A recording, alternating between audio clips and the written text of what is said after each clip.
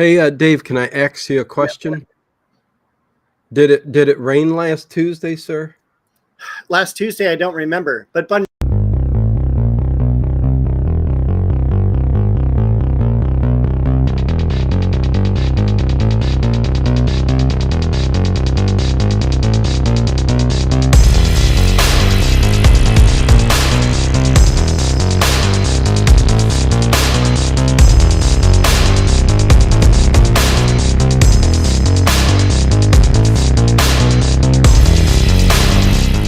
Is it just me? Or is it getting crazier out there? Hey! Wait, what happened? Dave's got no video feed. Here we go. What is going on, Dave? What is going on? Hey! Dave Plouffe, Dave Marino. You should meet my brothers. What is going on, Dave? I don't know, this damn restream. Is that what you're gonna blame it on Restream? Yes, I'm Hey, gonna blame it everybody! on Welcome to the late horror show. We are going to talk Columbo tonight. Any old port, right? That's what I'm hoping. That's what I'm hoping. Any old hoping. port in the storm is what's going to happen. Carsini wineries. Yes. How you doing, Dave? Good? I'm hanging in there. Great episode. I'm dying to see what you thought because this is a fan favorite. Yes, it is, and I see why. Let me say hi to everybody I was going to say, but let me say hi to a couple people. I'm worried about Connie, though. What's that? I'm worried about Connie because all her words are coming out slurred. Oh, what's going on, Connie? Did you break into the wine? It is any old port in the storm. Lots of wine. Setinum to sunum tea. Maybe I shouldn't have said that. Maybe I'm going to bring up the, like Evil Dead. Anyways, MOR, Connie Clary. Lulu Bell, what's going on? Good to see you, Lulu Bell. Andrea, Toon. And there you go. Yeah, so any old port in the storm. This was season 3, episode 2, aired on October 7th, 1973. Like you said, it's a fan favorite. And man, 8.3 on IMDb. 8.3. Echoing. Yeah, it's all right. We'll get through it.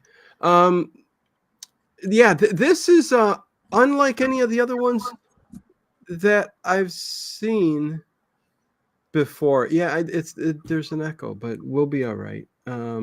Yeah, it's Dave's mic on his laptop, but Not okay, really. it's go. Okay. Oh, that was your microphone. Hi, Boy Donuts, Harry Scott. What's going on? Good to see you. No, just doing backward thing for the Columbo stream. Oh, showtime. Oh, having fun in the chat, Connie. Might as well. I mean, whatever. Okay, so this one, Dave, it felt different than all the other ones too. Well, it's the only one with Dr. Loomis. I was going to say I think Donald Pleasance made this episode feel way different than any of the other ones I don't know if they didn't work around him, but I just think his acting and everything really was centered around Donald Pleasance and his character. I mean, he was basically almost in every scene, really. A good proportion of it. Is that a complaint? Not at all. Okay. Not at all. This was before Halloween. It was. And, he did such a good job at acting in this. There's a little bit of, you can see, the person that drinks wine all the time, you kind of see it in their eyes, you kind of see it in their movement, maybe you don't, but he had that in his character. Yes. Where I don't know if he studied somebody or he actually was drinking some wine during the whole filming of this, but he had this way about him, even the eyes, like a little watery most of the time, just looked like he was a little drunk, and but his acting was superb. And then the character himself, he would do this laugh and this little giggle like he was a child who loved his wine, Uh-huh. and just giggled over it. And he was, oh my God, borderline, like something was wrong with him. And the only thing that made him feel good was wine. Nothing else in the world did he care about. You know what I Right. mean? Oh yeah, nothing else mattered to him but this winery and producing Yes. this high quality product. Mm-hmm. Didn't care about the money he was paying his employees, which was very, very good. He's not a person who wanted to cut corners. This is a person who wanted to be noted in history for his wine production. Because he loved it so much, he could tell by the taste. You go on those wine tours and, you sip it. Sometimes you don't drink it, you spit it out, you get the flavor, the aroma. He knew everything there was to know about wine. And listen, the murder will happen very soon, and we'll talk about it. It's a very fast murder.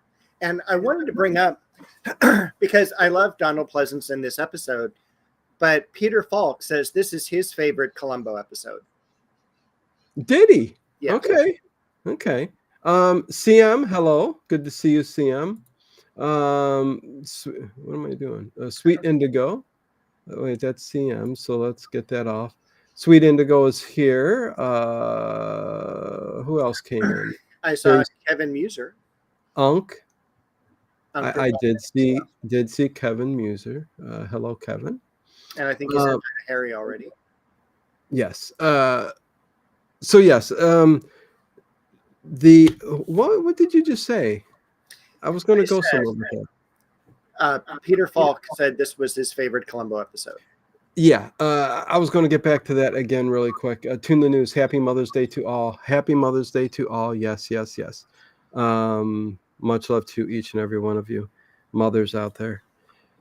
I kept going back on the first one that we did together, Murder by the Book. Yes. And this one. And I'm going, you know what? I could almost put them equally as so far the best ones I've seen, because this one's totally different feel and everything than Murder by the Book. Murder by the Book, there's lots of scenes, lots of stuff going on, different actors. This one, there was a singularity to it where it was all revolved around this winery and Donald Pleasance. You know what I mean? And again, I can't overstate this. Donald Pleasance made this episode so good. There's not much else to say. You know what I mean? Yeah, so that's where I'm at, and we can get into this, but I'm sure you think the same way.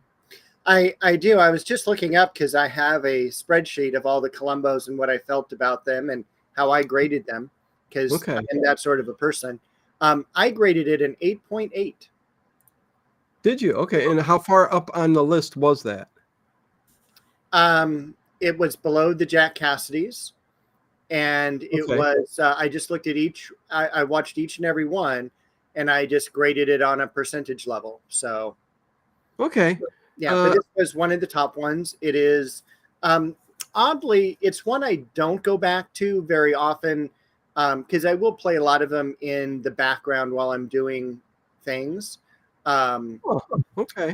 Just for some noise and stuff. This is not one that I put on repeat, but it's one that I just do absolutely love when I sit down, especially the dinner scene. Okay. Yeah. Interesting. It's interesting. CM says it's a 9.5.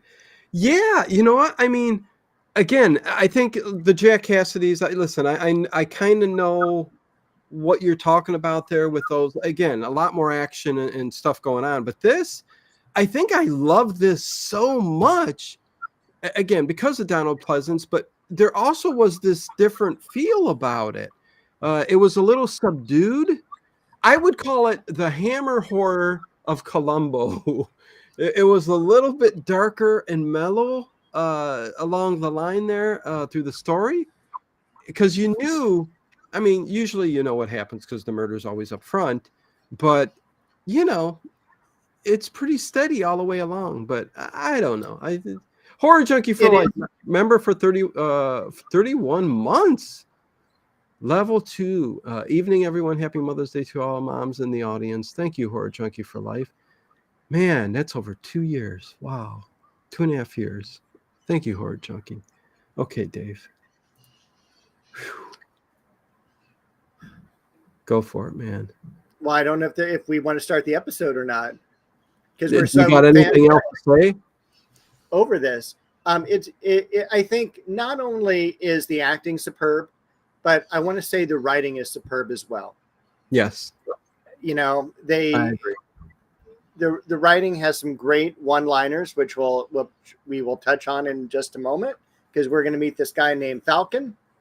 And I do want to say, because of where I live, I'm about 30 minutes away from the set that they used for the Carsini winery.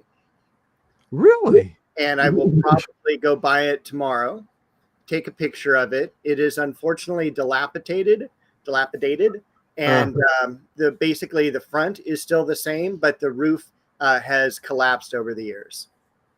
Okay, so it's kind of abandoned. I mean, nothing's really going on there. Correct. It's basically a renovation area that we have near an airport. Okay. But it's cool that you could still drive past something that was in this entire episode, because and it looks the same. All the rocks are still there and everything. I mean, obviously it was a set. It doesn't say Carsini, but it looks exactly the same as you see it. And except for the roof is now just not there. Wow. Okay. Very cool. But yeah, no, let's get into this. Again, I mean, I could keep going on and on about Donald Pleasance, but I mean, he really made this episode for me. Yeah, he really did. The murder itself, I don't know. The murder itself was so great.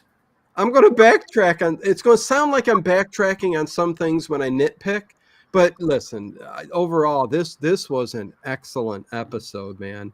But let's get into it, man. There's some good characters. I don't think we've seen enough of Joan Stacy, but there really was no need to see any more of her because, her fiance died pretty quickly.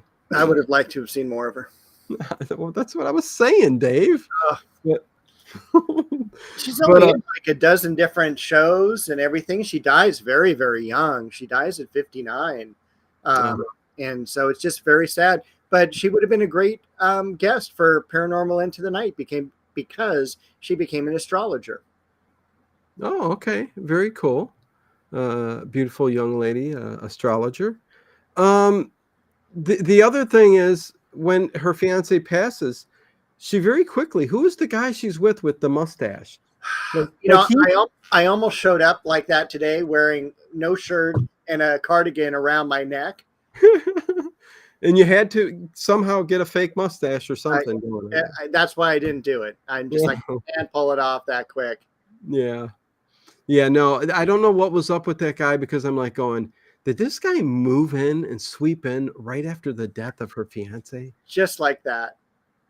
Oh man, it was just something else. But anyways, we open this episode up at the Carsini winery. Okay, this is where it starts off at, where they're having a wine tasting in the office area of Adrian Carsini, and it's Adrian Carsini and his brother Enrico. Is that his name, Enrico? Yes. They just call him Rick. Okay, Rick, Enrico. And they're Italians. Like Columbo says in this, us Italians, we got to stick together. Yeah, but he's up north. He's from Milan. Yes, that's what Jones says. Enrico Giuseppe Carsini. There you go. And when the father passed, Adrian, Donald Pleasance's character, gets the money. And Enrico, or Rick, gets the land, which is the better thing because you can make money off the land. Instead, Adrian, Donald Pleasance's character, is kind of just like, explain him, Dave, because he doesn't care. This is a hobby and he loves it, but he's not sharing the wine or selling the wine. He's like just burning money. I mean, it's just, he's not even making money. he's making perfection. And I think that's Oh, he's kind of insane, right? I don't think he's insane. I think he may be a perfectionist, and that may be so overwhelming to him because that's all he cares about is that perfect wine. I mean, he buys a $5,000 bottle of wine. Oh yeah. You know, and it's like he doesn't even do it for an investment per se. It's just I'm doing it because, like, when this was bottled, this was, you know, our country was 50 years old type of thing. He's buying history. I don't think he is playing with the real world in terms of, hey, money is a finite aspect of life. But I wanted to ask as well if you have ever held a wine glass the way they were holding a wine glass at the beginning of that episode. Have we been doing it wrong for all these years? I don't know. All I know is that in this episode, I did learn something. I don't know if I learned something or not, but they hold the long wine glass at the bottom with their two fingers and the thumb on the bottom, kind Right. of, and they just pour it back. And they were holding it this way. So I don't know if during wine tastings or for professionals, if that's the way you proper, I don't know. Listen, that's got to be some like weird cult group that would hold a glass that way. Listen, I don't care how rich I am, I'm holding a glass of wine like this, where Right. it's easy for me, because the more you drink and the more you get tipsy, and if you're holding that glass, like, you're going to be spilling all over everybody. I don't think that's good, Dave. No, and I learned years. You can't get a stain out, right? Wine's tough. Actually, you can if you watch Murder, She Wrote. In the very first episode, she gets wine stain out of a dress. Anyway. And Curb Your Enthusiasm, spilled wine, you get baking soda and salt, and it will suck it out of the carpet and the dress or anything. Yeah, okay. Cool. Go on, Dave. I also learned that you should pair Mosel with scallops. No, oysters. Oysters, I'm sorry. But that comes later again. Barry Geekler. Hello, Barry. Welcome in. Yeah, good to see you, Barry. Julie A is also here. Good to see you. And JLR, happy Mother's Day. And I do like that Harry did say Carsini's brother, Enrico, or Rick, has been married 3 times prior to this one and is a playboy. Yes. And Dave, I'm sure we'll get into that discussion at the beginning here. So let's go ahead between the two brothers. The thing is that they're going to make there's these 4 guys, and they're going to make this guy Carsini the wine man of the year. The man of the year. And so they're drinking. And first of all, I love this episode because they mention how Titian could not mix his red as beautiful as this. And Titian is one of my favorite painters from the Renaissance. That's why they mention it. And so there's deep cuts with Dave. It is. It's a little bit art history. That'll be a short. I'll put that up as a short on the channel. And I have a question about shorts. Yes. Oh, what about knee high or up to the waist? Someone took one of my garden videos, cut it, and made some shorts out of it. No, Dave. And posted it himself. You can report that. I think I'm going to. Okay. No way. Let's talk after the show. Oh my God. All right. Okay. Man. That just reminded me. Holy Moses. Okay, let's keep going. All right. So I love the way Carsini sneaks into the other room and turns on the intercom to see what they're saying about him. Yeah. Then he goes into his office, and his chair swings around, and it's his brother. Yeah, Enrico. Rick. Yeah. I like Enrico better. It's Enrico. I'm Enrico. Hey, Enrico, what'd you do, huh? Okay. So Enrico says, hey, I'm going to get married. And Carsini goes, who's it going to be this time? Is it a topless dancer? Is it a waitress? So he kind of makes fun of his lifestyle. And you know what? Immediately I noticed too about Donald Pleasance's character. I've said many things about what I thought. He also seems to have no remorse about anything. He doesn't care about love or anything. He's almost like a serial drinker, I'll say. I don't know. I can say serial killer on a show. He seems to have no remorse, no matter what is going on. He doesn't care, as long as there's a glass of wine in his hand. But go on, Dave. Sure. Yeah. And so the guy doesn't have any money, and he's all, "Hey, I need some money because it's embarrassing. I'm going to Acapulco," and he says Acapulco kind of funny. Acapulco.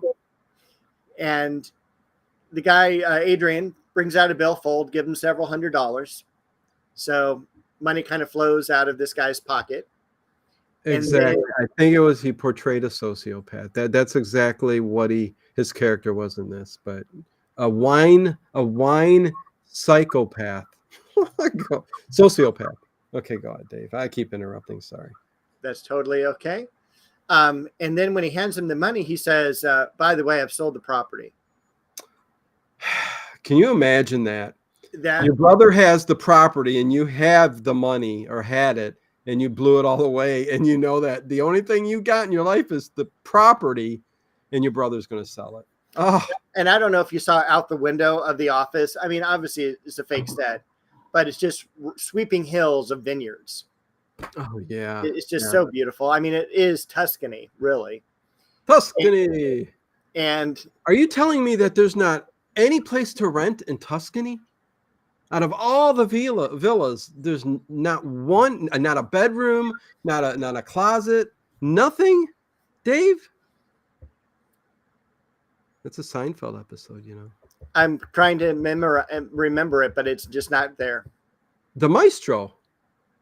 It was the episode with the Maestro. Elaine dating the Maestro, and he had a place in Tuscany. And Jerry asked him about it, and he said, "No, well, you can't come here. There's nothing to rent. There's no place to go." I don't think I've seen that one. Oh my God! Okay. Because when you were talking now, it was the Del Boca Vista reference. It was also the episode where George Costanza, his father, made George's spare bedroom into the pool room. And what is that pool room that he made it into? The place to be. And this is also the episode where the Maestro taught Jerry, George, and Kramer that taking off your pants before you sit down, you keep the crease, therefore keeping a nice, perfect seam in your pants. I've never seen that episode. I'll look forward to watching it sometime soon. So every time I go somewhere fancy and I wear a pair of pants like that, I take them off and sit in a closet or something until I'm called. Okay, so continue. Hello, Overkill with an O. We're just going to jump right to the murder. But why not? Because that's what happens. I mean, it's literally within the first 5 minutes of the program. Yeah. And the guy says, "You know what? I'm going to sell this to the Marino brothers." And the guy can't even get out Marino brothers. Yeah, Marino brothers. Yeah, and that he did show some anger, but yeah. Showed a lot of anger. No way are you selling it to those winos. Yeah, and they make basically wine in boxes. They don't care about it. See, this is the sociopath in him. You know, they sell it. He wants to cherish what he has. But anyways. Right. So it's like 59 cents a gallon is what they sell it. You're right. And then the guy says, this is Enrico. Yeah. Says, "Hey, don't worry about it. I'm sure they'll let you lick the labels." And that sends him over the edge. And he picks up, I forget if it's his phone or whatever, and he just clobbers the guy in the head. Well, and at this point, it's not a murder yet because, you know, at first he doesn't act like he acts like it's a murder. He thinks he knocks him over the head and thinks he killed him and everything, but you can see him breathing and even moving a little bit. So that's the part where I was wondering, why did he leave him on the ground there to go back out to the wine tasting and finish that up? You know what I'm saying? I do, but I don't know what else he would have done except strangle him with the phone cord or something like that. His secretary's in the next room. 2 rooms over are the 4 guys. So whatever he has to do, he has to do quietly. Kind of wants to get everyone out of the way. And the other thing is, later on he says he was away for 4, maybe 5 minutes. all of that took place in 4 or 5 minutes? I don't think so. Magic of TV. Just stating facts, Dave. I know. Just like Jack Webb, I'm stating the facts, sir. Okay. Stating the facts, sir. All right. Julie has something to say. She says, it was kind of chilling to me, no pun intended, that he left his brother down in the wine cellar to die. He didn't die immediately. That's my point, Julie. I don't think he's a sociopath. He had no remorse for anything in this episode. He did not care. Donald Pleasance played this off well. And then we go to Halloween with John Carpenter, 1978. And boy, he has so much emotion in that movie. It's unbelievable. And this is totally the opposite. And Dave's going, let's get back on track. Okay, go ahead. No, it's very similar to Abigail Mitchell, who we talked about a month or two ago, where she locks Edmund into the safe to have him suffocate. Yeah. And she gets on a plane and she flies to New York. But the same thing happens here, where he's going to take his brother to a wine cellar, lock him in, turn off the air conditioning, and he's just going to basically smother for several days. And turning off that air conditioning is one of the things that's going to bring him down in the end. But yes, Adrian is stone cold, narcissistic. Sociopaths are like that. You know what, Columbo, we can turn it into kind of a psychoanalysis of this episode too. So yeah, but anyways, he leaves him in there, and again, he ties him up, but he doesn't hit him again or choke him or strangle. He just leaves him there to die because he's going away for a week. Did he want him to suffer? Is that why? It could be. Or could he have just taken one of those bottles and just smashed him over the head again? Well, but then that gets messy, Dave. That gets messy. I'm sorry, I didn't know that. Yeah. Causes stains. His floor would have been messed up. Again, you're talking about a crazy guy here. He's good. Kathy, hello. Hello. Hi, Kathy. Good. Did you enjoy the cars that they were driving around in?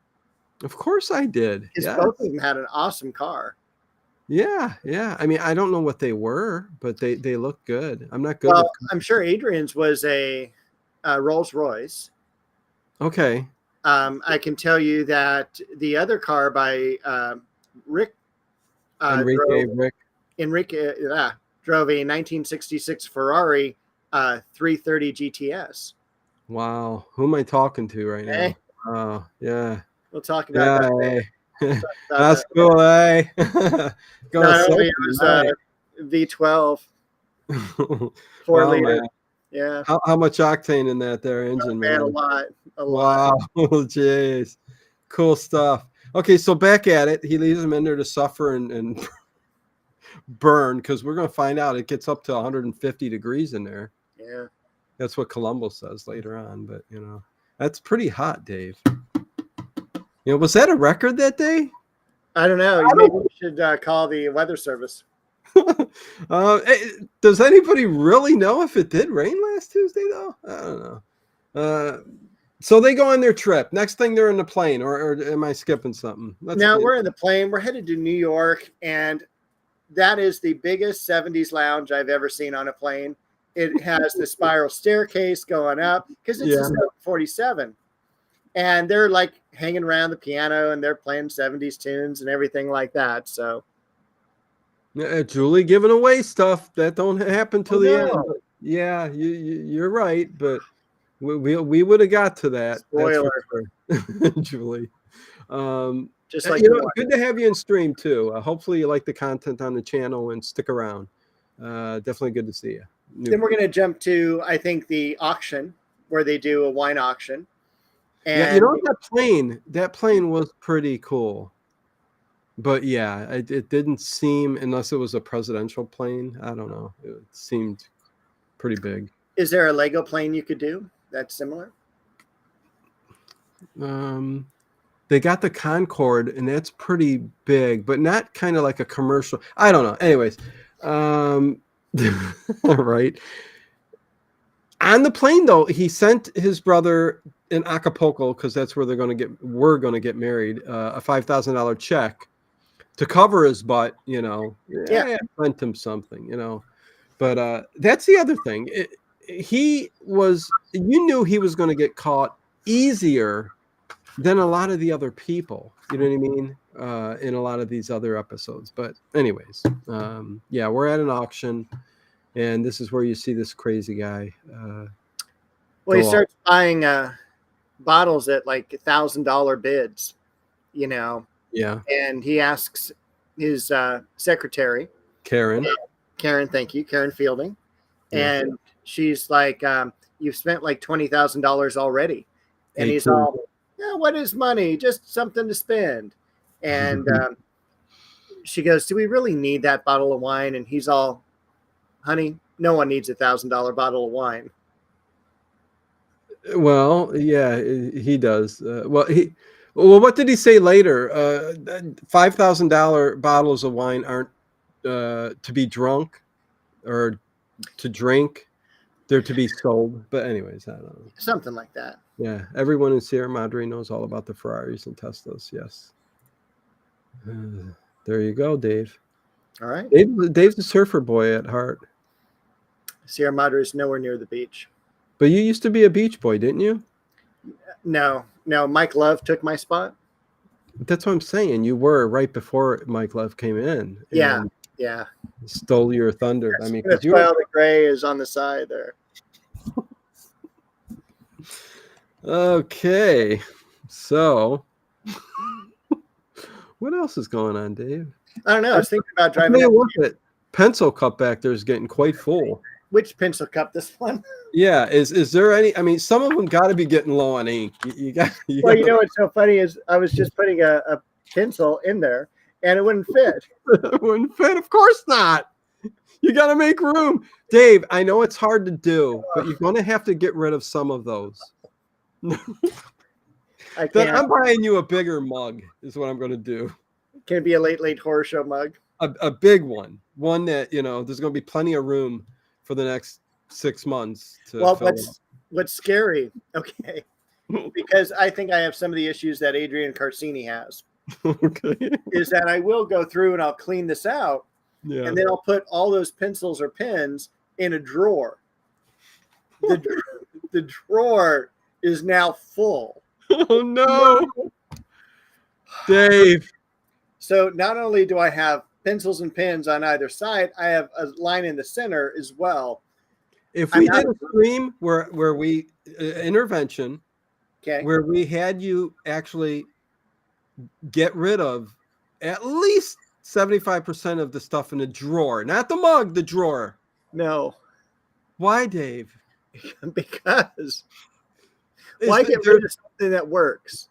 There's a little bit of you in every one of those pencils and pens. I'm not a hoarder. When it comes to pencils and pens, he's an artistic hoarder. The man ended his life with dressers and wardrobes full of pencils, and each one was engraved with a date and something that happened relevantly to that pencil on that day. Barry, get me out of here. Okay. All right. Okay. So where are we? Let's see. Okay. So let's just hurry up and fly back. Oh, and when he flew back from this trip, Dave, I loved the resort. I loved the women and the guys dancing at the resort in 1973 style beach blanket bingo type, bathing suit, and there was a little radio boombox on the table, and they were all dancing to it. It was so fun. Yes. I got up and started dancing.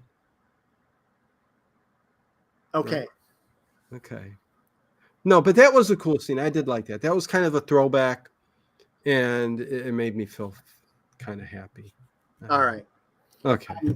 In between, though, we do get to see for the first time the wife, the fiance that never gets married. Yes. And she's standing there. She's beautiful, flowing blonde hair. Is Just flew back from Acapulco, and she's got this check.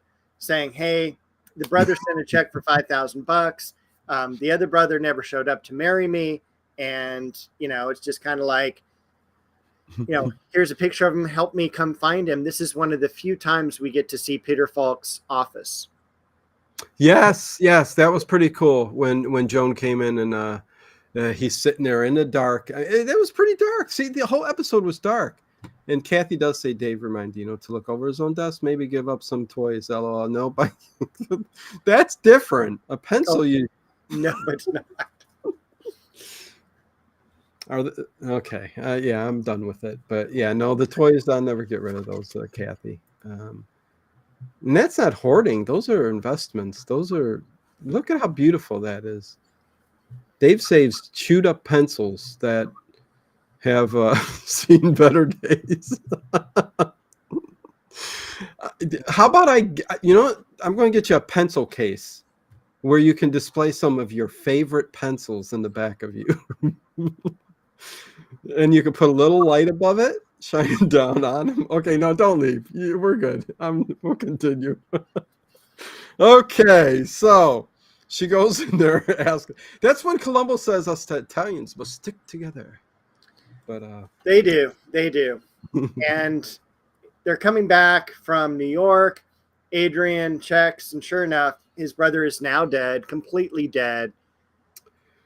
And he sees that he did struggle, though. So I think he got some pleasure out of that. The idea that he had a painful death, thinking that he was going to take the winery away from him. Yep. Slow down, chat. Oh man, I can't read this fast enough. Hold on. Okay, I just put it on slow mode. Okay, go ahead, Dave. Yeah. Again, no remorse. Took him some time, but he's going to come up with this scheme to. Are we there yet? To put him in the car. We are right there. He's going to put him in the car. He's going to drive the car out to a cliff, and he's going to basically dress the body up in a tank, swimsuit, skin diver thing. Scuba gear, Dave. Whatever. Scuba gear, and put him in the water and let the basically waves take him out to the ocean. Which, by the way, if you've been dead a week, you're not going to be able to dress the body in a scuba gear. Well, I mean, even if you cut it in half, like that. Yeah, because he wasn't dead a week. He half of that time he probably struggled. 3 days in that much heat, he probably did pass away from one thing or another. But to get technical, and also he didn't think throwing him in the water. Autopsy is going to reveal that this isn't the way he died, but he didn't think about that. There's always something that gives it away. I agree. Yes, you do agree. He also leaves the car in kind of a weird state where the top's down and it's exposed to the sun, and just Rick wouldn't have done that. Oh yeah, there were many things that he did wrong. As Columbo shows up to the crime scene in the car parked, the cover, the top is all the way. Go ahead, Dave. I love the way that Donald Pleasance got away from the crime scene, though. How did he get away from the crime scene? I like how Dave prays and chants while we're doing the show. It's a Mr. Moto or Charlie Chan, like, get me out of here. Exactly. Do we even have 30 thumbs up yet? Oh, I don't know. Let's check the thumbs up. But continue, Dave. Let's see. So he pulls out 38 thumbs up. Oh. Thank you, my loves in the chat. Thank you. Okay, Dave, continue. All right. So here we are. He's pulling out a bicycle that's basically cut in half or folded in half. Yeah, you fold it. Then he just tightens a couple screws and he rides off. That's weird. It's a sandwich bike. I will also tell you that is used again in a 90s episode. Imagine George Wendt, Norm from Cheers, riding away on that same bicycle. Wow. Okay, so it uses that prop. Good thing they saved it, right? It wasn't necessarily used on any other sets or programs. So there you go. Very true. CM says, I can't imagine trying to get any kind of body into a diving suit. Right. When it's dead, even if it's just flimsy, it's like, how do you get it in there? Yeah. It's just, yeah. I don't know, Dave. I don't know. Maybe this is a 6.9 now. I don't know.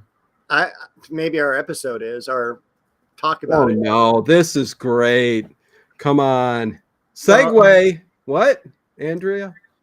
Okay. So it's time for Columbo to tell the fiance that he's dead. And this is when they go to that resort where they're all. That's where the resort is. But it's sad because, like, she gets up thinking, oh, wow, they found him. And then she just, you don't even hear anything. You just hear the music playing. And she just kind of, you see all the hope diminish from her face. And she sits down. And it's really sad. So. Yeah, they did some cool scenes in this. Like when, like you said, when he reveals that he's dead to her, it's from a distance and it's quiet and you don't hear a single thing. And then they pop up to the table where it's Joan sitting there with this mustache guy who swooped in and said, oh, he finally died. And he's making his move on her, and then he's got his couple of his buddies there that would hold, a guy in each arm while the mustache guy punches him in the gut, says, get out of here, you stupid punk, and throws him down on the ground. Yeah, just guys like that all over. Where is it? Sierra Madre. Guys all over there like that. I'm sorry, Barry. But no, there is that group of people there, and they start giving Columbo clues on what's going on between the two brothers, Right. They give him the backstory, and it's also kind of funny because everyone here is like either in a swimsuit, bikini. The guys have their sweaters wrapped around their neck, and here's Columbo fully dressed in a trench coat. Yeah. Yeah, you know what? I never even thought of that. And a lot because where he works, it gets quite hot, but we never see him in a t-shirt or just something, for warmer weather. He's always got the trench coat on. But then we go to your favorite scene, which is the bar scene. Oh, that's my favorite. Well, okay, but the guys tell him some good clues, which makes him think twice. Columbo, they go, they're half brothers. They don't like each other. And immediately he starts to put things together. And then we're at the bar scene, where he's sitting next to a drunk. And did you know the bartender? You know what? He looked familiar. I couldn't place him, and I didn't look. Who is he? All right. That is our friend Michael Lally, who is in 25 Columbo episodes.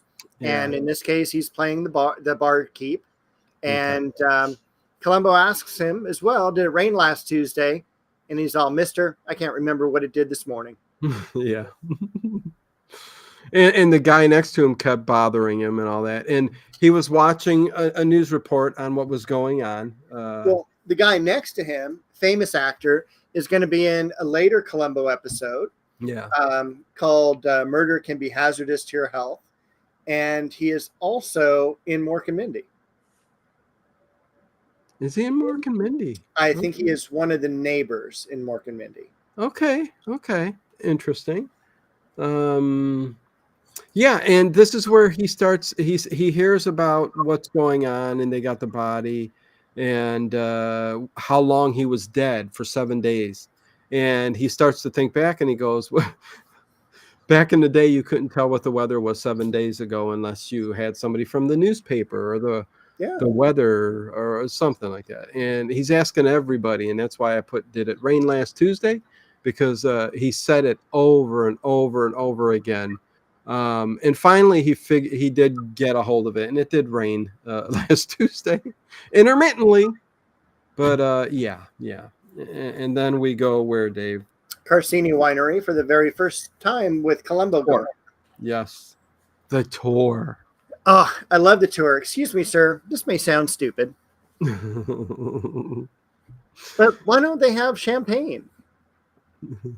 And the guy looks at him like, because Adrian, Donald Pleasance, he would not even hear of it. It's No, wine, wine, wine all the time.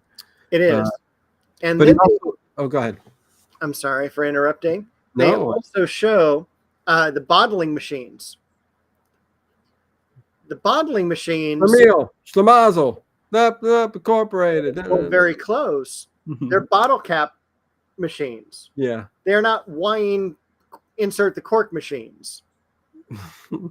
So as you see them What a go goof. by, as you see them go by, they're for bottle caps. Yeah, unbelievable. They tried. What location could we get today? A bottling company. But yeah, there were no corks. And you know what? You need the cork because it needs to breathe, right, Dave? Absolutely. Wine needs to be chilled and it needs to breathe. I'm all for that. Okay. And this is where Columbo's going to start roaming the winery, and he bumps into a cleaning person who I think was trying to do an Italian accent, Dave. That was rough. That was a rough scene. Yeah, he was trying, but you could tell he was. And he goes, "Mister," in between, his American Mister, along with him trying to talk Italian. It was just a little weird. And then he gives a call. But go ahead. Well, he says that the Columbo basically breaks off from the group. And he goes down this pathway, and there's this old guy, and he's mopping the floor. And he's all like, what's going on? And he's all, well, Adrian, he gathered us all together this morning and said Rick would want us to work. And so that's why we stayed open instead of going into mourning.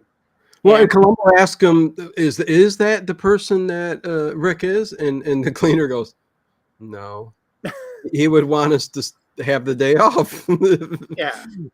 But no, he wanted him to continue on. Let's keep the winery going. I do not care about the death of Rick, is what Adrian said. So, yeah. So he makes one more call to the Weather Bureau from a phone in the winery to see if it rained last Tuesday. And then he winds up in the lab. Because there's something on the slab. And did you recognize the lab assistant? I did not. No. The lab assistant is actually one of the people who was in Hollywood history. He was in Gone with the Wind. Okay. He was Scarlett O'Hara's first husband. Interesting. Okay, right. Here we go. There's your fun fact for the day. And I love Donald Pleasance. Columbo comes up to him and says, hey, I need to talk to you. And he goes, Human Resources is open Monday through Friday. You can go and talk to them then. And he pulls out a badge. He goes, let's go to my office. Yes. Really quick, though, I think this needs to be addressed by Barry Geekler. Donald Pleasance was a better actor than Marlon Brando. Fight me. Dave, your thoughts? WTF. Good to see you. I would say I would rather be in a movie with Donald Pleasance than with Marlon Brando. Right. I think he was perfect in The Godfather, although when we look at Donald Pleasance, besides Halloween, he was also in The Great Escape. Yeah. And we can't forget his acting in Frankenstein's Great Aunt Tilly. Mm-hmm. IMDb rating of 2.4, by the way, where Donald Pleasance plays Victor von Frankenstein. Again, there a lot of the early stuff that Donald Pleasance did, and even this episode, but his acting is so freaking good. It's crazy. Then he hits Halloween, 1978, and everything becomes Halloween for Donald Pleasance. He's Dr. Loomis. And for the rest of his life, he's going to become Dr. Loomis. And I think every subsequent acting job, and you could fight me on this, became somewhat a Dr. Loomis type character because you couldn't see him as anything else. Didn't mean he was acting bad. It's just it took a different form. Whereas Marlon Brando was in, I mean, of course, some classic Streetcar Named Desire. We can go on and on and on and on. Last Tango in Paris. Have you seen that? If you haven't, make sure you got the heat turned way up and you got silk sheets on your bed. Anyway, I don't know what that means, Dave, but Marlon Brando. I don't know, but you've been using some SAT words. Have I been? In this broadcast, yeah. Oh, jeez. Okay, but Marlon Brando, I think, yes, The Island of Dr. Moreau. Okay, well, you know what, CM? I'm going to make that a stalemate then. If you bring up The Island of Dr. Moreau where Marlon Brando, oh my God. Because we could say in his later years, his acting, yeah. Okay, let's move on, Dave. I have two things to say about Marlon Brando. Oh boy. Okay, continue on. Avoid the butter, Dave. What? I'm not sure what that means. Maybe he's talking about In Between the Silk Sheets.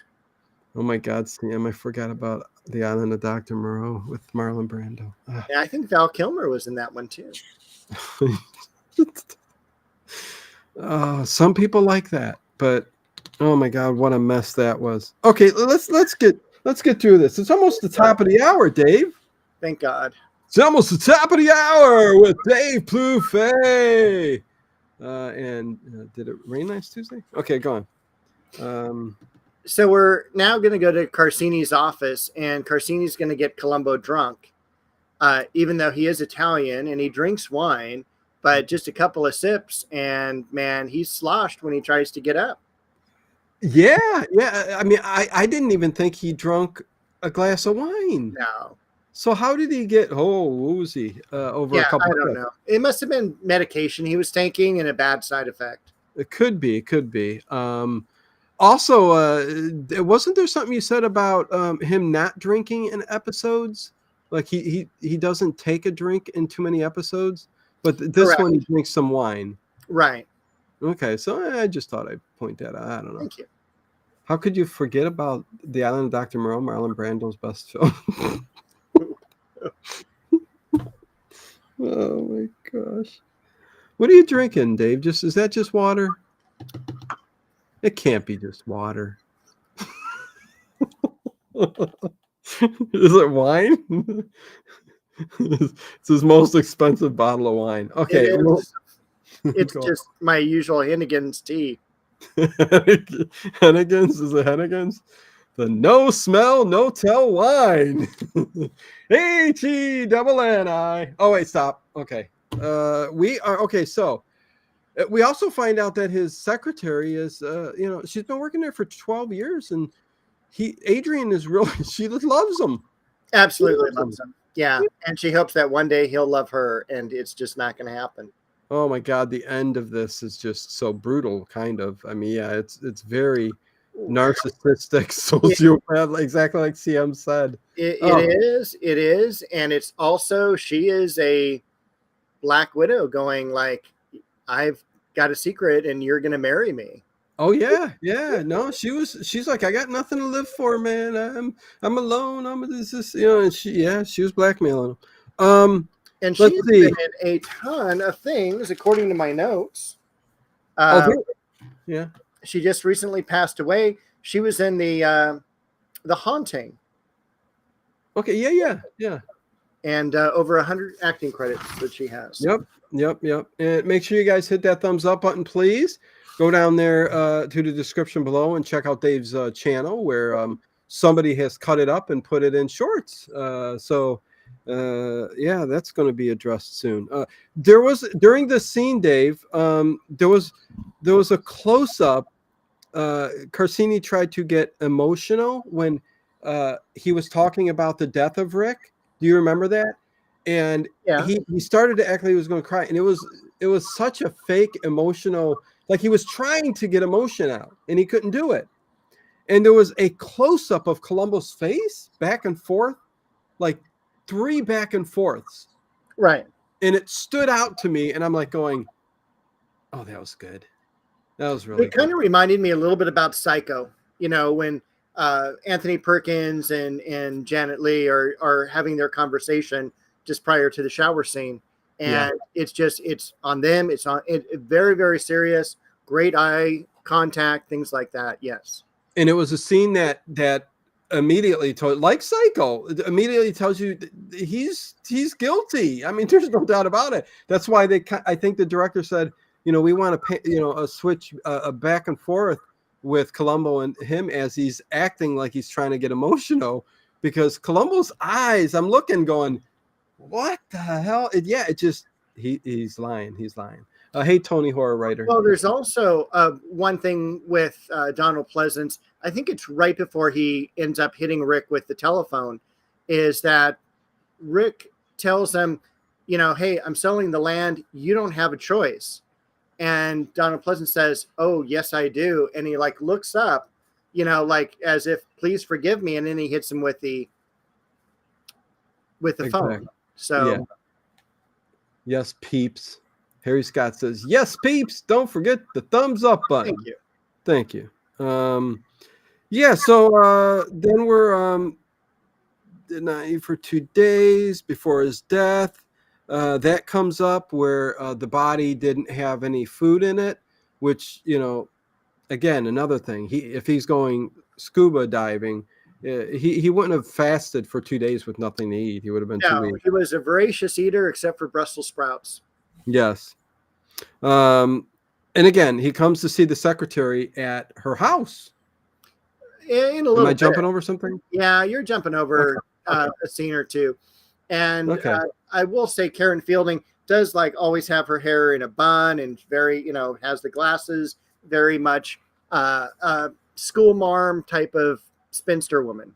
Yes. Dress. Yes. Very much so. After Carsini's office, we see the I gigolo dig that. who's trying to pick up on the now ex-fiance.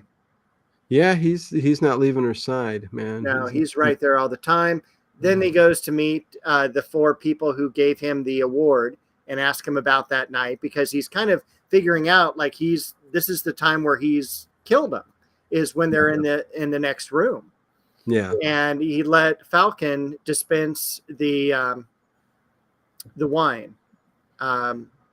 In the Decant the wine. Yeah. Yeah. And Because he never, Adrian never let anyone else do that. Because when you wine taste, you get all of the sediment out of the bottle. You want just pure wine, which you what do you call it there? What did he put on the top of that? The decanter? I don't know. Like a mesh, like a cheesecloth. Yes, exactly. And so yeah, and they're You feed cat dog food? No.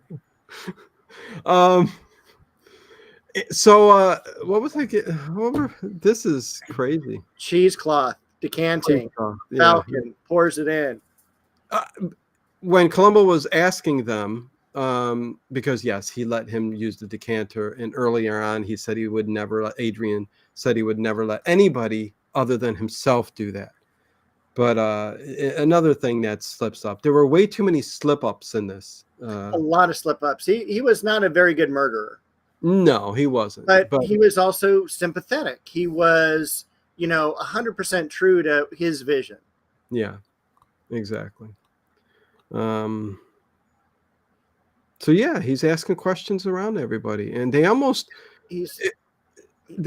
said that he didn't go away from the room. He never left their side. And then he goes, not even for a few minutes. And then they said, oh, you know what? Actually, he did. Can you imagine forgetting that? And the guy would have got scot-free because of that reason. Very true. And then he has to learn about, because he says earlier on he doesn't know anything about wine. And he ends up going to a wine store, Wines Are Us, and he meets this French guy who's going to teach him about wine, everything he has learned in 30 years of being in the business. And Columbo says, I got $40 and 40 minutes.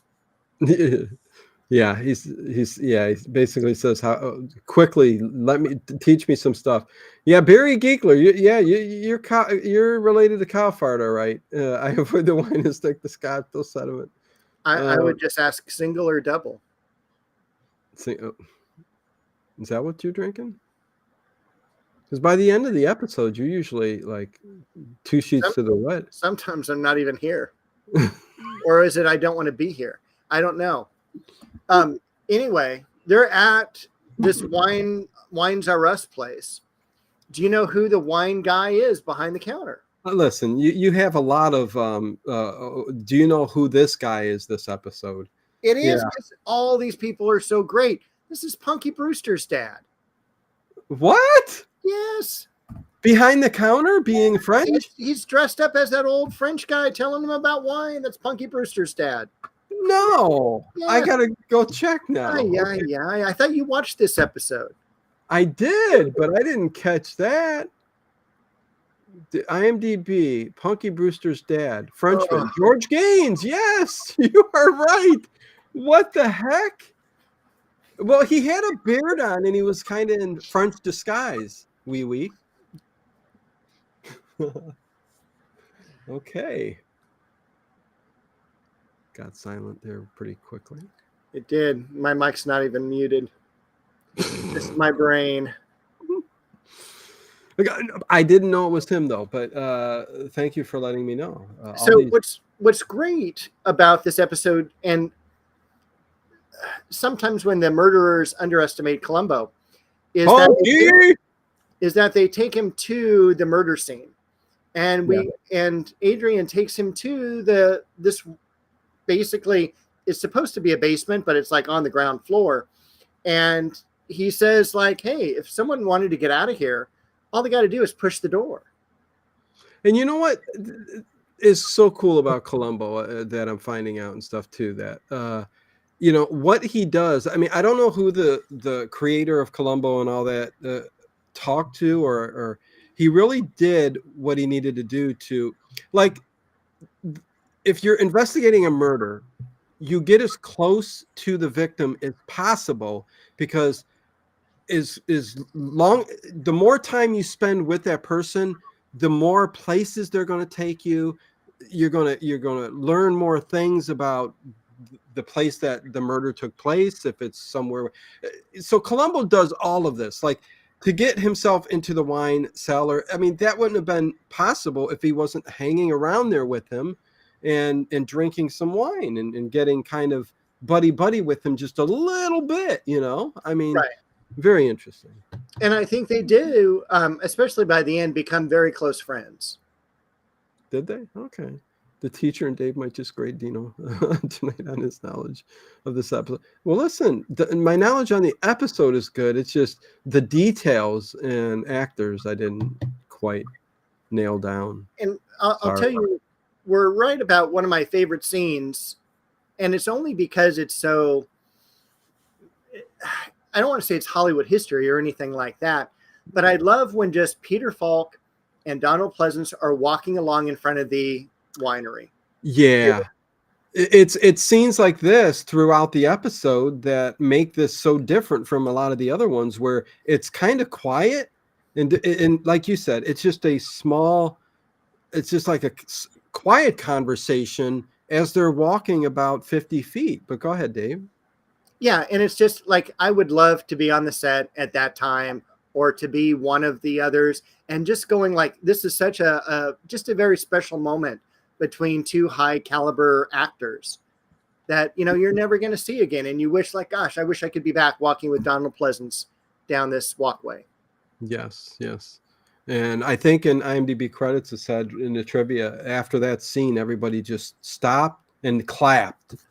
For like 20 minutes. Oh, Kathy. And me. Peter Falk said, stop. Okay, anyway. So, back to the episode. Yeah. This is where Adrian Carsini goes, why aren't you releasing the body? Why are you from homicide? This was an accident. And he says, hey, I just go where they send me. And then he starts walking away and says his goodbye. And instead of coming back to him, he starts to holler across to him. What does he holler at him, Dave? I forget. Okay, then why'd I even bring that up? I forget too. But he hollers something at him. But it was poignant because, there's this nice, quiet, slow walk where they're barely talking. And then because Donald Pleasance is sitting there, thinking along that little walk, why is he suspecting me? What am I doing wrong?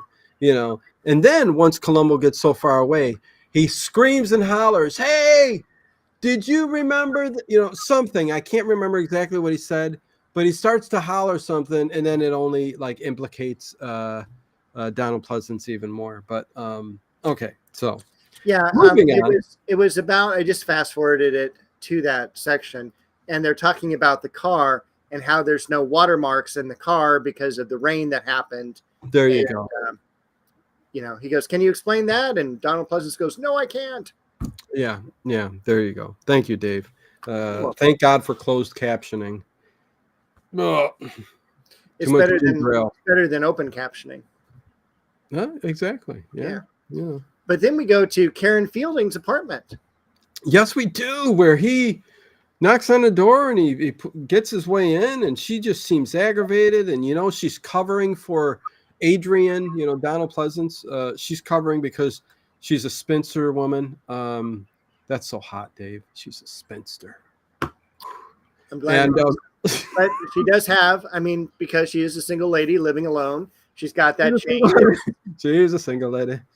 Okay. This has got to stop. Oh, that was the worst. I'm cutting that out. 24 minutes. Can I trim that? No, please make it a short. No, don't be. But he's great. He's not grilling her, but he's asking her a couple questions, and she covers for him, Dave. Well, she does because she's in love with him and wants to keep him free to marry him. And what's she wearing? She's wearing a spinster outfit. It's a silk. It's kind of a silk robe, but you can tell that there's nothing else under the robe is what I'm getting at, Dave. I don't know. I just know her hair's down, no glasses. She looked different. Yeah. And she is waiting to watch an Alan Ladd movie. Yes. This Gun for Hire. Great film noir. Alan Ladd. And Columbo wants to stay and watch it with her. And he goes, well, what movie are you watching? Yeah.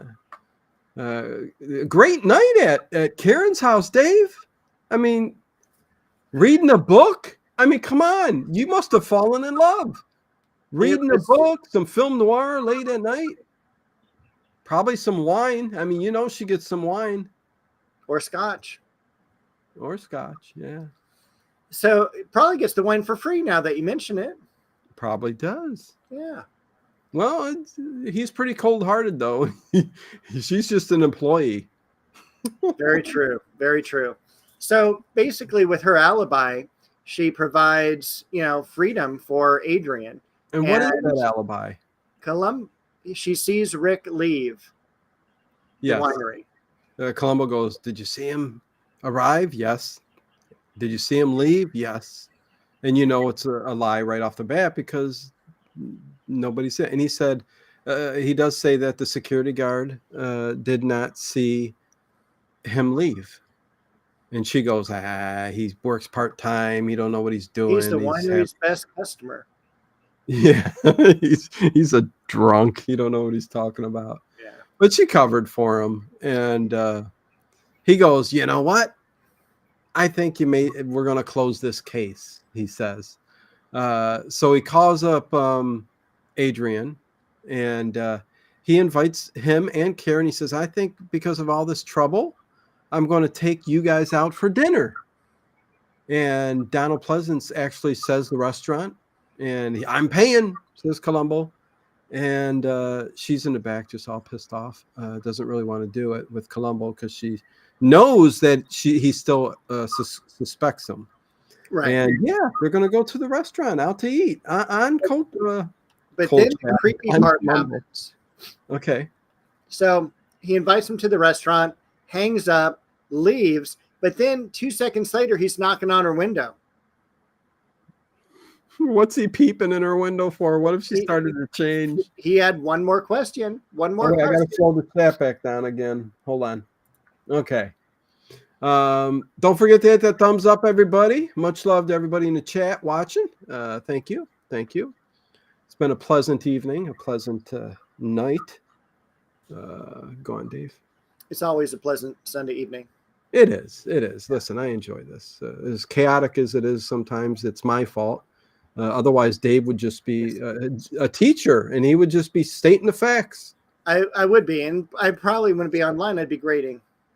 You'd be grading, yes. Well, you can still keep grading. And I'll interrupt when you're, no, yeah, you don't want to do that. I got plenty to grade. Yeah, so he's peeping through her window, peeping Tom. He knocks on it. What does he ask her when he knocks on I the? forget. It's just one more thing. Oh, he asks what movie it is, and that's when she goes, "It's This Gun for Hire." Okay. Dave is holding back a yawn. Trying. Oh, man. That's when you know things are rough. Oh, I'm about as tired as this chat is right now. I haven't Well, the seen a future. move in 10 minutes. For all the future people boy. watching this, cheers. Oh man, happy Mother's Day. It is So Mother's Day. Happy Mother's Day. so they meet for dinner at this restaurant, and basically there's Before they go to dinner, they meet outside the winery, Karen and Adrian, and they decide to dispense with the formalities. Why are you calling me Mr. Carsini? And he goes, then he kind of leads her on a little bit, saying like, well, maybe after tonight we can dispense with the formalities altogether. And she's like, yay, because she's all like, I'm going to marry him. Yep, they start getting they start seeming like there's something's going to happen, and like he's accepting of her advances. So but yeah only took 12 years. Exactly. LOL, happy Mother's Day. Yes, exactly.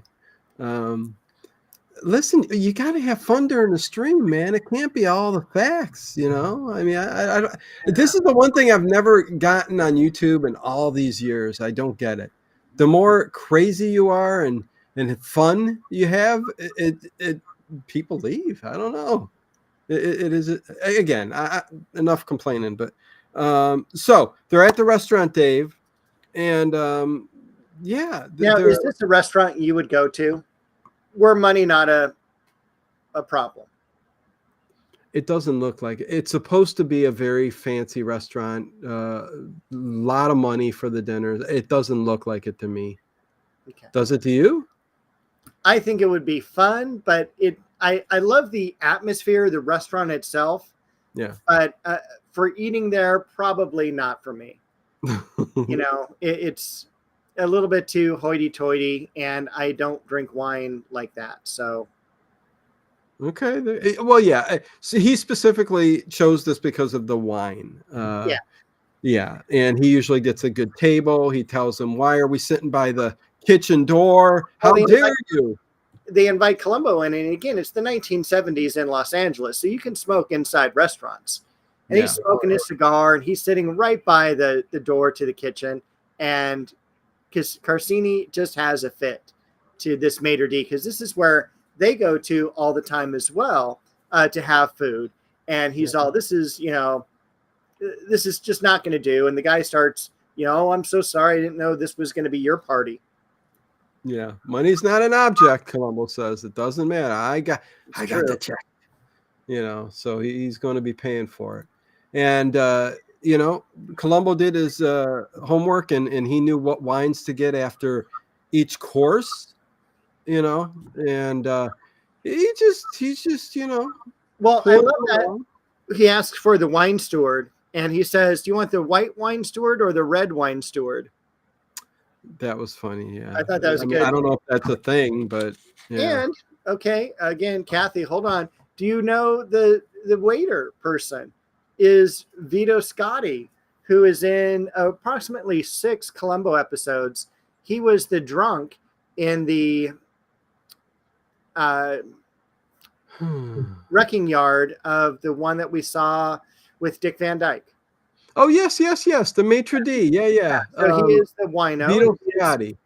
Yeah, and he is also in the opening scene of The Godfather.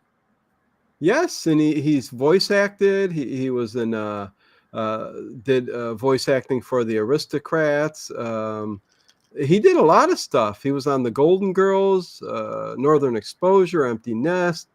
He played in Get Shorty, Mad About You. Should I keep going on? He was in an episode of Unsolved Mysteries. We're actually almost out of time. But he was a character that, listen, you look at his face, you know who he is. That's for sure. Yeah, good and stuff. definitely Italian. Oh yeah, oh yeah. But at the end of it, after all of the good eating and picking the right wines and stuff,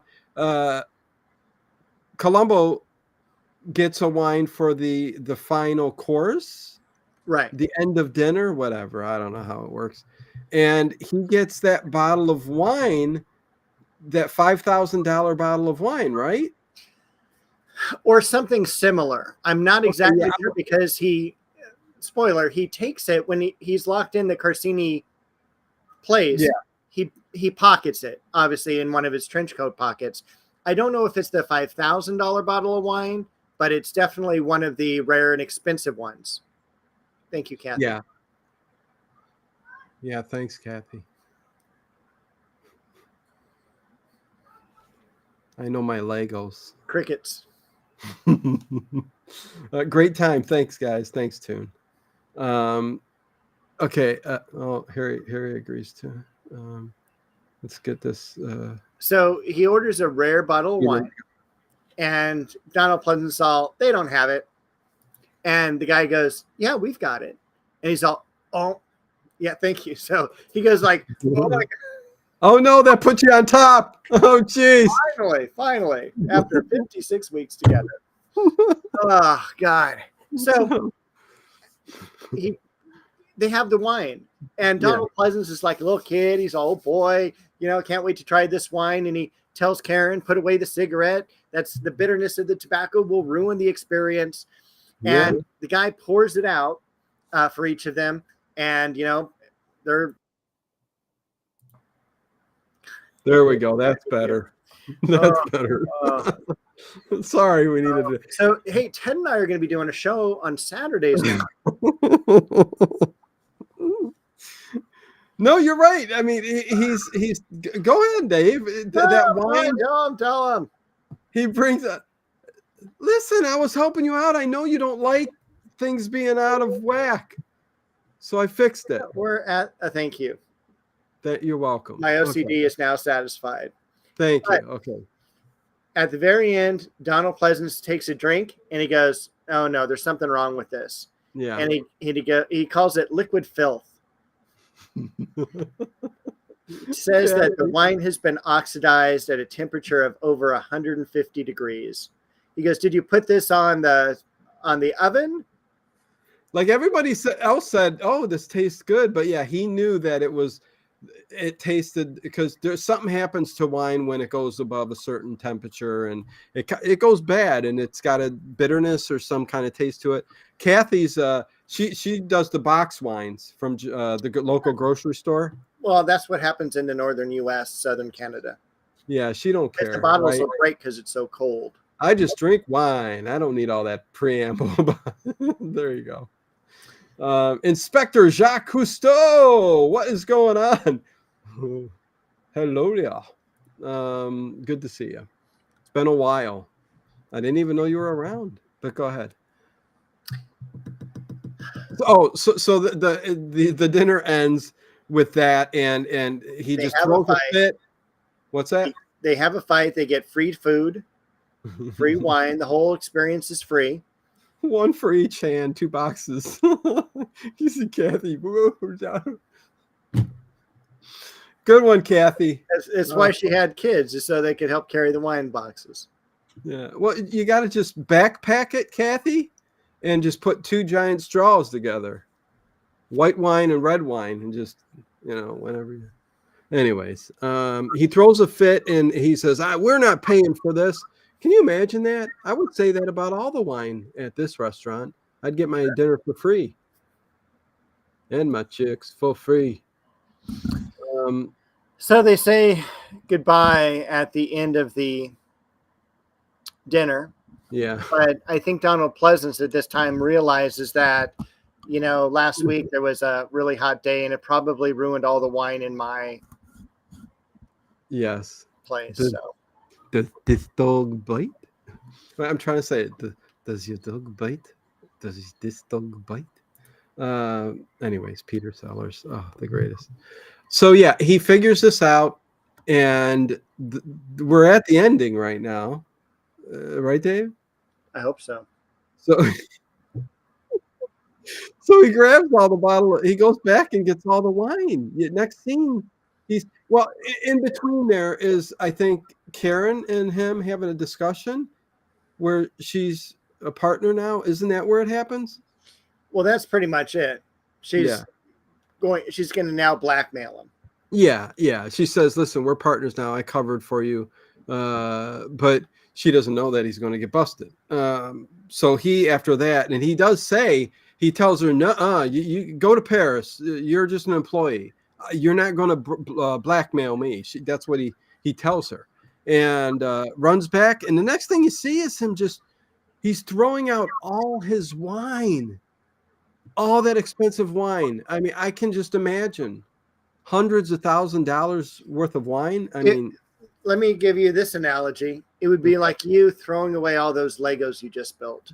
Oh God. Yeah, Well, exactly. it would be even worse than that. It would be like getting rid of a 100% huge worse, drawer but of pencils. Did you hear me? It would be like getting rid of a big drawer of pencils. never. No, actually, I like that, Dave. That's kind of cool. I mean, sentimental, the pencils. Forever, there's going to be some attachment. Okay, so he goes and he's going to, next thing he's at the beach, he's throwing all the bottles of wines into the sea. Wow, see, you cleaned up nice. Only thing is, the ones you took out are going somewhere else. They'll be right back in there next week. So he's throwing the bottles into the sea, and they're We're going to do this next week, huh? Are we going to? I don't know. What are we going to do next week since we're right about at the end? I think it's, well, here, let's finish it up. All right. He's thrown in the sea. He comes back for some more bottles, and Columbo's sitting in the back of the car. Dave's like, get me out of here. Yeah, he is sitting on the back of the car, and his great quote, "They're all ruined, weren't they?" And the guy's all, "Yeah, they were." Yeah, again, he may have gotten out of it. I mean, there's a 50-50 chance that he could have not been convicted of this crime. True. He gets them all to kind of like, again, confess, like back in the 30s and 40s. You're on to me. He pulls out a gun. You're not going to get me, though. And he tries to run out the back door, and there's police back there waiting for him. So he does say, "Hey, I'm going to take you to the police station myself. There's no reason to arrest you." And ginger ale? Yes. All right. And that was a little ASMR for you drinkers out there. What's great about this friendship that the two have developed is that they kind of bonded. He pulls out a bottle of wine, a dessert wine, out of the back seat. Yeah, the end scene where, I mean, after they're like kind of doing their thing in the back of the car, and he's confessing, and even getting kind of that giggle going on. What's funny? Oh, you put them all back. You couldn't take it any longer, huh? You need to put it back on the light too. You need to go there. There you go. Yeah, there you go.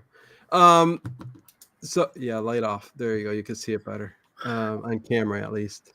Dave, you're all right, man. Take some deep breaths. But that scene at the very end, Dave, where they're sitting in the car, and he knows he's going to jail next, and they're sitting at the winery, and Columbo tells him it's going to still be a winery here. It's going to go on, and that's all he cared about. and he started drinking the wine that Columbo gave him. It was really cool. It was awesome. Jojo, may I inherit the pencils? They'll be in good hands. Oh, Jojo. Oh, that's so funny. Anyways, what Kathy says too, Dave, I keep my pencils in a coffee cup too. Yeah, but when they're overflowing your coffee cup, do they go in drawers, Kathy? But the ending, Dave, oh, so good. So very good. I loved it. I give this 8.9 out of 10. How about that? That's wonderful. Yeah. You did a Price is Right from me, which was 8.8. Did I? Oh, so I win! Woo! Great. I won. And Jojo, you should just rewind it about 30 minutes. I all just got home and I could tell Dave's patience is wearing thin with Dino. I love it. Listen, Dave loves it. Come on. This is great. And I'll be back next Sunday. This is fun. I mean, you got to have fun, man. You do. Dave froze. No. Okay, there you go. Okay, so yeah, he gave it an 8 out of 8. I gave it an 8 out of 9, which kind of is apropos to what I thought. Because Dave likes the Jack Cassidy ones. And listen, I do too, but Harry Scott gives it a 9. I'm hiccuping and every kind of thing. Very good, Harry Scott. So yeah, next week, Dave, we got Wild Wild West. Okay. Yeah, at least I think. Let me go check. Let's check real quick, and then we'll end this show. Because Dave's either got coffee or dinner or both. No, I've got blood work tomorrow. Oh, so I have to start fasting. Oh no! About 2.5 hours. Okay, so you got 2.5 hours to live it up. So I got to be careful because I can't go do coffee because I can't do all the sugar drinks. Right. So I want that to be low tomorrow. Okay. So I'm going to do maybe some fruit and tuna salad for dinner, something like that. Sounds good. Do some yard work because it's only 6:30 here. Yeah, so I know. I got about 2 more hours of sunlight. Yeah, 9:30 here. It's getting late. Okay, so next week, the Wild Wild West, season 1, episode 3, The Night the Wizard Shook the Earth. All right, I think that's with Burgess Meredith. I think so. You are correct, sir. And then we got Kolchak, the Night Stalker, 113, Primal Scream. Sounds good. So there you go. That's the next. And then we have our guest host. Yes, the following week. Yeah. I will get a what you call it up there. Listen, in trivia night last night, go back. It was quite fun and chaotic, just like tonight. So a weekend full of chaoticness. Is that even a word, Dave? Maybe. It could be. It is now. This is fun, and Ross Martin was super cool. Stay well, Dave. Hope it doesn't go slow. You're fasting. Go too slow. You're fasting. Well, he can sleep all night if he really wants.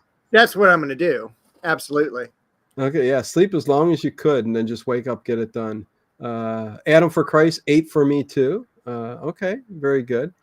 Okay, Dave. So what a pleasant evening we've had.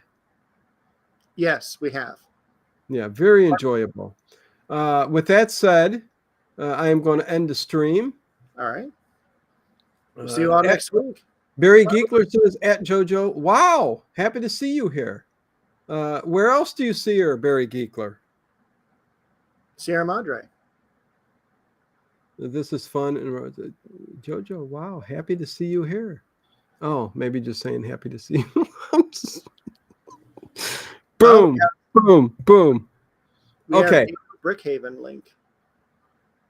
Yeah, well, I'm going to do a stream all on its own, introducing my Lego channel. So whether people want to go over there or not. So there you go. Sounds good.